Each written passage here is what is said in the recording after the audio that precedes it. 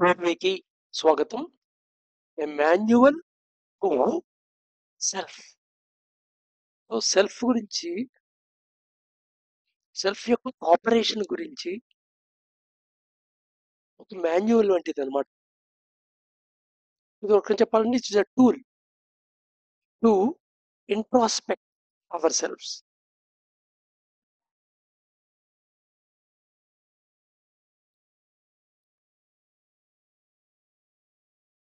So desire process continuation చేస్తున్నాం.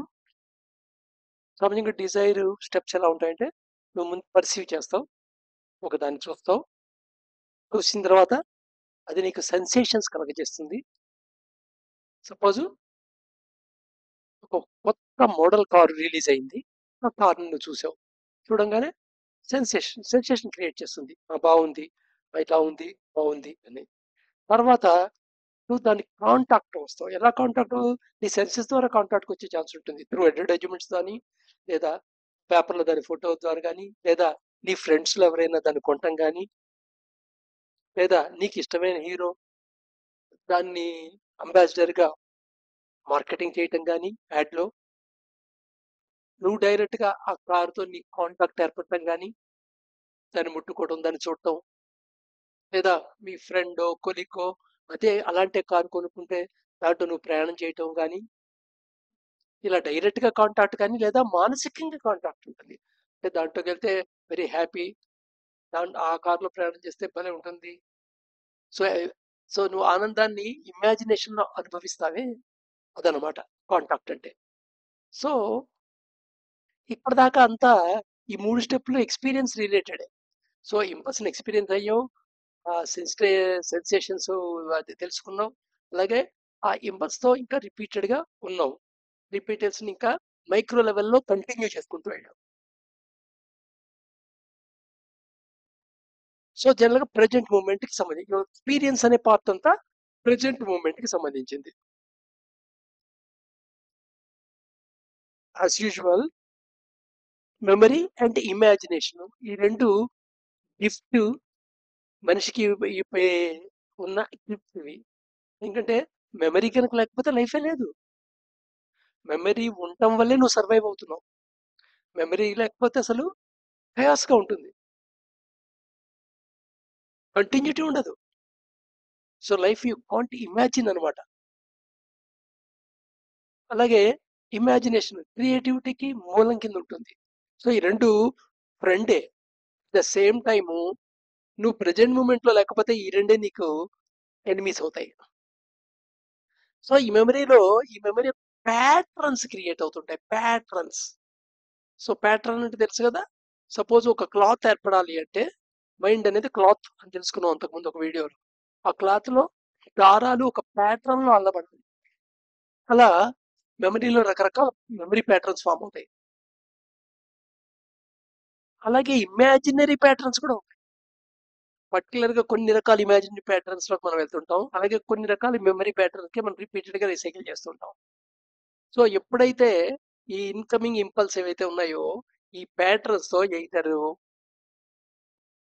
Memory of the past గురించి కానీ, లేదా ఫ్యూచర్ గురించి ఇమాజినేషన్ ప్యాటర్న్ కానీ, ఎప్పుడైతే ఈ రెండు మధ్య ఫ్రిక్షన్ క్రియేట్ అయిందో, దెన్ స్పార్క్ క్రియేట్ అవుతుంది.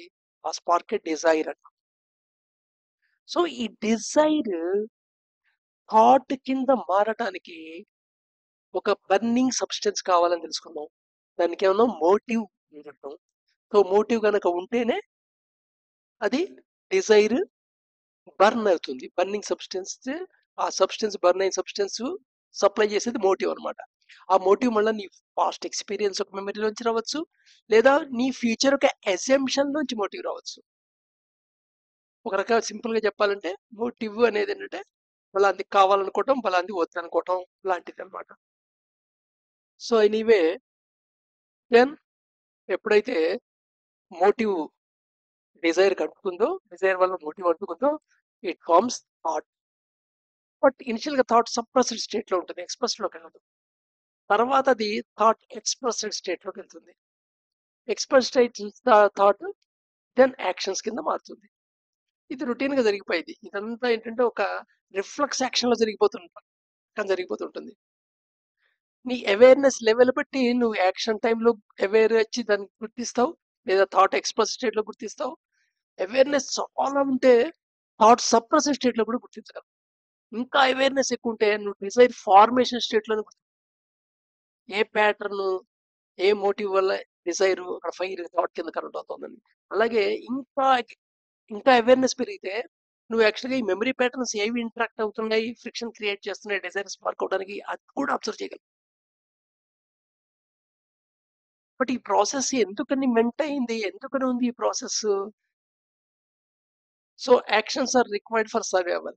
సో అత్యవసరమే.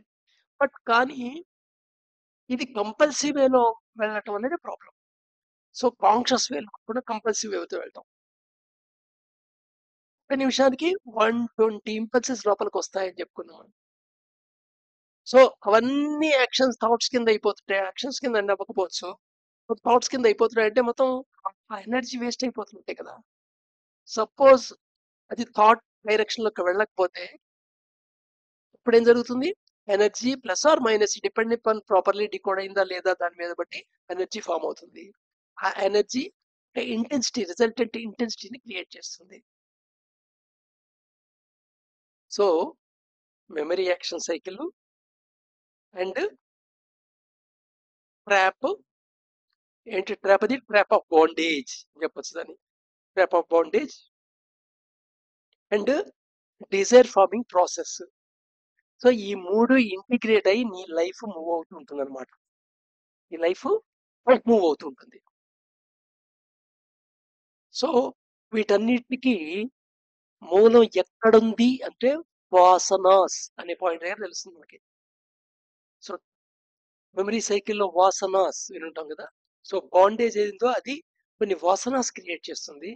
సో వాసనాస్ అంటే ఏంటంటే ఒక రకంగా వాటికి నీ మ్యాగ్నెటిక్ పాయింట్స్ ఏవైతే ఉన్నాయో అంటే integrity centre, emotivity centre, sensitivity centre, IES centres అనుకున్నాం కదా. అదే సత్వ రజో తమో గుణాలు అనే చెప్పేవి. సో అవి ఒక మ్యాగ్నెటిక్ పాయింట్స్ కింద మారుతాయి. అవి పర్టికులర్ వాసనాస్ని అట్రాక్ట్ చేస్తాయి. సో ఐఈఎస్ ఒక స్ట్రక్చరు అండ్ వాసనాస్ ఒక క్వాలిటీస్ డిసైడ్ చేస్తాయి అన్నమాట. సో ఏది నువ్వు సెలెక్ట్ చేసుకుంటున్నావు అనేది. సో పర్టికులర్ గా వాసనాస్ సెలెక్ట్. సో వాసనాస్ దగ్గరే మనం we have to handle it. So ఈ వాసనాస్ వల్ల ఒక సైకలాజికల్ స్ట్రక్చర్ ఫామ్ అవుతుంది అనుకున్నాం. అస్మిత అని చెప్పాం. సో ఈ అస్మిత స్ట్రక్చర్ స్ట్రెంగ్తన్ అవుతూ ఉంటుంది. ఎప్పుడు నీకు రాగ క్లేశం అప్పుడు అంటే అటాచ్మెంట్ వల్ల ఈ స్ట్రక్చర్ డిస్మాంటిల్ అవుతూ ఉంటుంది. నీకు ఎప్పుడైతే ద్వేష క్లేశం అంటే ఎవర్షన్ వల్ల. సో స్ట్రెంగ్తన్ అవటం అంటే ఏంటంటే ఆటోమేటిక్ గా నువ్వు ఏదైతే సెల్ఫ్ కాని దాన్ని సెల్ఫ్ అనుకుంటున్నావో అదే పెద్దదవుతుంది, అదే స్ట్రెంగ్తన్ అవుతుంటుంది. దాని ఇంటెన్సిటీ ఎక్కువ అవుతుంది. సో దాని యొక్క వేరియా ఆఫ్ కవరేజ్ పెరుగుతుంది. దాని యొక్క స్ట్రక్చర్ చాలా స్ట్రాంగ్ అవుతుంది. అదే నీకు కనబడుతుంది. అందుకని అసలు రియల్ సెల్ఫ్ యొక్క ఉనికిని నువ్వు గుర్తించలేవు. సో ఇప్పుడు వాసనాస్